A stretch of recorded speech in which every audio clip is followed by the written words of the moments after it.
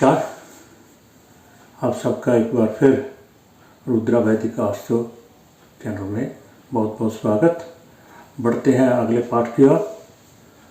पिछले पाठ में हमने प्रैक्टिस की कुंडली विश्लेषण का जो तीसरा पाठ था, उसमें कुछ बातें हमने डिस्कस की। अब इस चौथे पाठ में एक और नई कुंडली के साथ उसी बात को आगे बढ़ाते हैं। देखते हैं कि इसमें क्या कौन सी प्रॉब्लम आ सकती है। ये D1 चार्ट और D9 चार्ट, मैं फिर कहता हूँ कि अभी मैंने अंशों की बात नहीं की, गोचर की बात नहीं की, डी वर्ग चार्टों की बात नहीं की, दशा की बात नहीं की। सिर्फ पिछले पार्ट में D9 चार्ट लगाना बताया था और उसी बात को थोड़ा आगे बढ़ा रहा हूँ कि D9 चार्ट से और क्या क्या देख सकते हैं। अगर किसी और दूसरी कुंडली में लाकर देखें तो थोड़ी प्रैक्टिस हो जाएगी। फिर हम आगे अगले पॉइंट पे बढ़ेंगे इस कुंडली विश्लेषण के चैप्टर में। हमने देखा, पहले आपको बताया भी था, अगर किसी भाव को 2 या 2 से अधिक अशुभ भाव पीड़ित करते, प्रभावित करते हों तो उस भाव की हमें हानि बतानी चाहिए। उस भाव की हानि, जिस भाव का प्रश्न है उस भाव से पहले हमें क्या क्या देखना चाहिए, ये भी बात मैंने पहले की। सबसे पहले ही आपके पास चार्ट आते ही आपने जातक का स्वास्थ्य देखना है, यानी लगन, लग्नेश कारक की चर्चा करनी है कि वो बंदे की जिसका भी ये चार्ट है उसका स्वास्थ्य कैसे है। फिर प्रश्न पे आना है। तो सबसे पहले हम D1 चार्ट में इसका लगन, लग्नेश और कारक देखेंगे। ये लगन में राशि कौन सी है?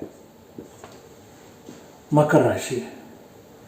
मकर राशि का स्वामी कौन? शनि। शनि कहाँ बैठा है? सप्तम में बैठा है। शनि सप्तम में बैठा है। लग्नेश का सप्तम में बैठकर अपने भाव को देखना भाव को बलवान बनाता है। ये बात सही है। मगर किसके बाद साथ बैठा है? सूर्य के साथ। सूर्य शनि का क्या है? शत्रु। मगर शत्रु के संग बैठना वो भी ठीक नहीं। और सूर्य जो है किस भाव का स्वामी है? अष्टम का।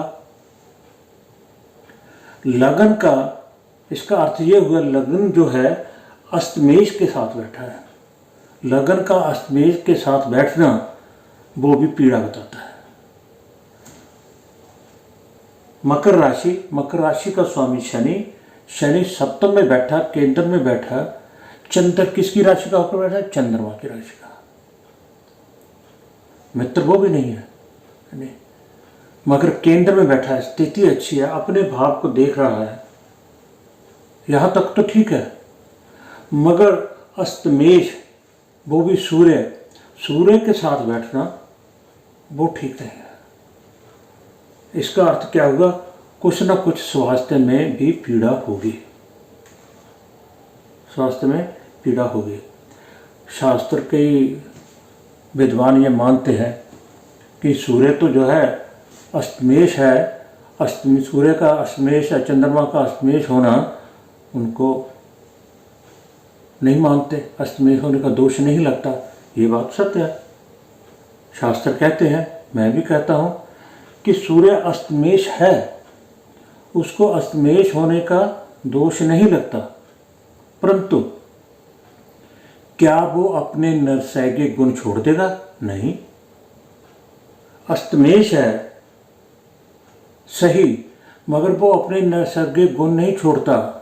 आप अपनी ड्यूटी पे हैं, अपने काम पे हैं। जितनी देर आप अपने काम पे हो, वहाँ पे ड्यूटी पे हो, वहाँ के हो। मगर ड्यूटी के बाद जब आप घर आते हो, अपने निवास पे आते हो, आप बच्चों के पिता भी हैं, अपनी पत्नी के पति भी हैं, आपके नरसैकिक गुण हैं, उनके कार्य भी करते हैं, आप अपने निजी कार्य भी करते हैं, ये आपके नरसैकिक गुण हैं। तो जब अस्तम की बात आएगी तब वो उसको दोष नहीं लगेगा, मगर वो नैसर्गिक तौर पर अशुभ ग्रह है, अशुभ ग्रह और अस्तमेश है, सेपरेटिव है, क्रूर ग्रह है, इसमें कोई दो शंका नहीं है। लग्नेश का अस्तमेश के साथ बैठना, शत्रु ग्रह के साथ बैठना, शत्रु ग्रह की राशि में बैठना, ये ठीक नहीं है, ये कुछ ना कुछ गड़बड़ बताता है। अब देखते हैं कि सप्तम भाव में दो ग्रह हैं। अब सप्तमेश की बात करिए, सप्तम की बात करिए, देख रहे हैं सप्तम भाव में दो ग्रह कौन से? शनि और सूर्य, दोनों अशुभ ग्रह और दोनों सेपरेटिव ग्रह। तो इसका अर्थ क्या हुआ? सप्तम भाव जो है पीड़ित है, सप्तम भाव पीड़ित है, और इसका कारक, इसका स्वामी कौन है? चंद्रमा। चंद्रमा कहाँ चला गया? तीसरे भाव में, और किसके साथ? मंगल और केतु के साथ।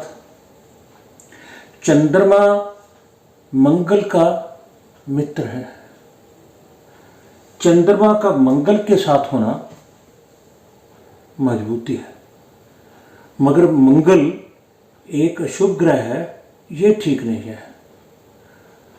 हमने तन देखा, मन के लिए हमने चंद्रमा देखा, सप्तमेश चंद्रमा को देखा जो कि मन का कारक भी है। एज ए चंद्रमा, एज ए मन का कारक, तो ये मंगल के साथ होना हौसला बढ़ाता है, मजबूती देता है, मगर एज ए सप्तमेश, एक सप्तमेश का मंगल के साथ होना और राहु केतु के एक्सिस में होना, ये ठीक नहीं है। 5 अशुभ ग्रह हैं, सूर्य, मंगल, शनि, राहु, केतु। 2 तो सीधे सीधे सप्तम में बैठे हैं, और 3 ग्रह मंगल, राहु और केतु सप्तमेश को पीड़ित कर रहे हैं।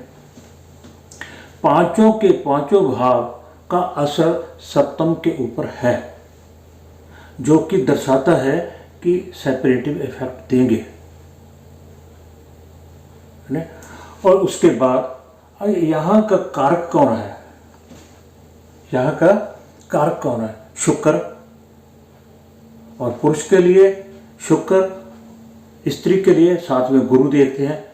दोनों जो ग्रह हैं वो क्या है? छठे भाव में बैठे हैं, छठे भाव में। कारक का छठे में जाना ठीक नहीं। शुक्र शादी का कारक, चाहे स्त्री हो चाहे पुरुष, शुक्र तो हम जरूर लेते हैं, उसका छठे में जाना ठीक नहीं, क्योंकि छठे में काल पुरुष के मुताबिक यहाँ कन्या राशि होती है, कन्या राशि में शुक्र नीच का हो जाता है। तो शुक्र का छठे में जाना ठीक नहीं, गुरु का छठे में जाना ठीक नहीं। दो अशुभ ग्रह हैं, शुभ ग्रह हैं, और दोनों अशुभ ग्रहों का अशुभ भाव में जाना ठीक नहीं। तो इससे पता चलता है कि इसकी जो वैवाहिक जिंदगी है इसमें पीड़ा है, सेपरेटिव इफेक्ट हैं, डाइवोर्स के चांस हैं। तो हम इन सब बातों को D9 चार्ट में क्लियर करेंगे, क्या हमारा D9 चार्ट इसमें समर्थन देता है या कि नहीं। सबसे पहले D9 चार्ट का जो लग्न है उसकी राशि कौन सी है? मिथुन। D1 के छठे की राशि होना ये ठीक नहीं। अब D9 का जो लग्नेश है उसकी स्थिति क्या है? वो तीसरे में आ गया। किसके संग आ गया? राहु और केतु के। राहु केतु के एक्सिस में, और शनि की भी दृष्टि है, यहाँ भी पीड़ित है, यहाँ भी पीड़ित है। अब अगर हम इसका लग्न देखें D1 चार्ट का, D1 चार्ट में कौन सी राशि है? मकर। मकर राशि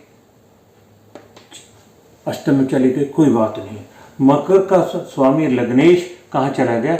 अपनी राशि का होकर चला गया और त्रिकोण में चला गया। ये अच्छा हुआ, ये अच्छा हुआ। और मगर इसके ऊपर भी राहु केतु की दृष्टि है, राहु केतु का अक्सर है, प्रभाव है। अब हम देखेंगे कि बुध लगन जो है का राशि वो भी ठीक नहीं, और लग्नेश का तीसरे में जाकर राहु केतु और शनि से वो भी पीड़ित है। और उसके बाद हम देखते हैं यहाँ चंद्र, इसका स्वामी कौन था? कर्क राशि का चंद्रमा था। चंद्रमा की स्थिति D9 चार्ट में क्या है? D9 चार्ट में केंद्र में चला गया, यहाँ तीसरे में था, यहाँ केंद्र में चला। केंद्र में जाना और चौथे भाव में जाना ठीक है, बुध की राशि में जाना ये ठीक नहीं है। चंद्रमा बुध को तो मानता है, मगर बुध चंद्रमा को अपना मित्र नहीं मानता।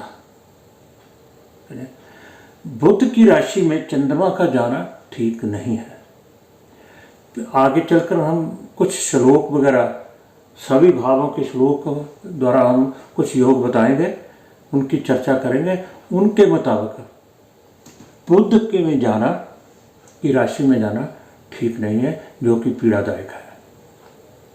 अब ये देख लें कि शनि यहाँ क्या था? केंद्र में, यहाँ त्रिकोण में आ गया। मगर यहाँ ये दो भाव जो है, यहाँ भी शनि और सूर्य दो ग्रहों से पीड़ित था, और यहाँ भी सूरज प्रभावित करता है। सूरज सप्तम को यहाँ भी प्रभावित करता है। एक बात ठीक हुई कि शुक्र जो कारक था यहाँ छठे में था, यहाँ कहाँ चला गया? सप्तम में चला गया। तो इसका क्या अर्थ हुआ? इसको शुक्र का गुरु के साथ होना D1 चार्ट में ही बताता है, और उसकी स्थिति जहाँ आगे सप्तम में चली गई ये भी बताता है कि वैवाहिक जीवन होगा, तो वैवाहिक जीवन में सुख तो मिलेगा, मगर कब मिलेगा, कैसे मिलेगा, ये जो चार्ट है वो बताता है। यहाँ भी सेपरेटिव इफेक्ट है। यहाँ क्या है? यहाँ भी सूर्य यहाँ भी प्रभावित करता है, यहाँ भी प्रभावित करता है, और यहाँ इसका लग्नेश भी पीड़ित है। लगन भी मंगल बैठा है, और मंगल सूरज भी बैठा है, सप्तम में बैठा है। लगन और सप्तम दोनों पीड़ित हैं। D9 का लग्नेश भी पीड़ित है ना।